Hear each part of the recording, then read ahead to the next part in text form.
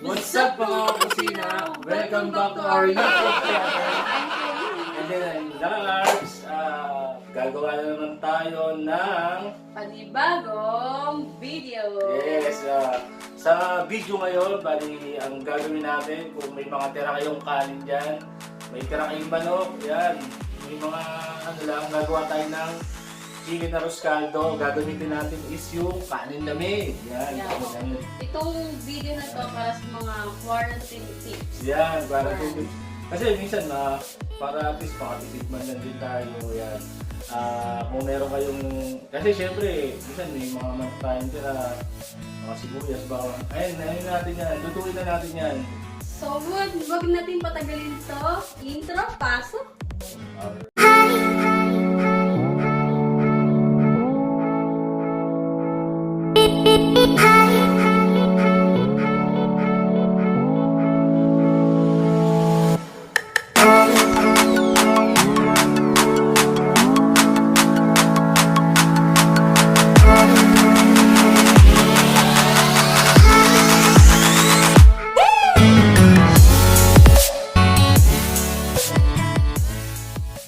So mga kusina, napakasimpleng ingredients natin ay ang una dito ay kaning lamig.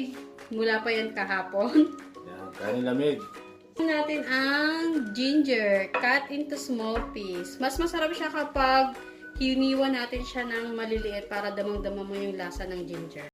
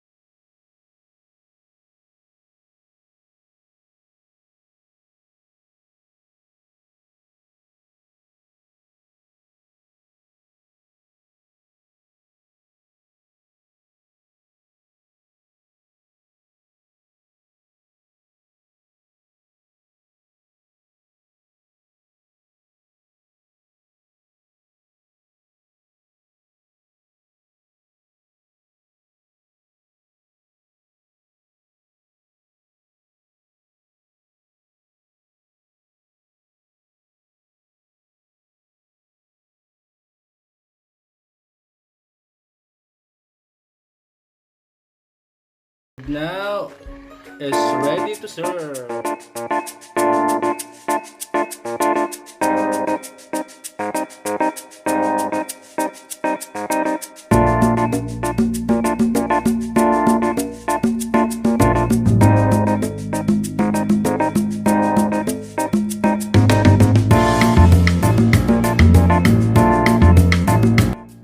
So guys, bali titikman na natin yung niluto nating chicken na caldo na ano ba tawag nito? Arroz na kanin Kanan lamig, yan. Natikman na, makikita nyo. Malapot-lapot pa talaga. Tikman na natin ang kanin lamig. Parang nasa Pinas lang. Sarap. Yan, parang nasa Pinas. Sarap guys, tipid tips. Yung mga kanin na malamig dyan, pwede mong gawin ng ganito. Yung ginger niya, lasang-lasa siya, pwede mo siyang makain talaga kasi iniwan natin siya sa maliliit. Kung may kanin lamig kayo na natitira sa bahay, may choice yan, fried rice, ayan, dagdag option lang, chicken na caldo. Ano pala? So guys, shoutout nga pala kay Anthony Mayor, Des Barberia, tsaka si Kim Villanueva. Shoutout sa inyo. So, mga kakusina, natapos na naman tayo sa panibagong videos. So, kung bago ka pa lang sa channel namin, huwag mo nang kalimutan Subscribe! like, share, and subscribe! Ayan. Bored in the house and I'm in the house bored. Bored in the house and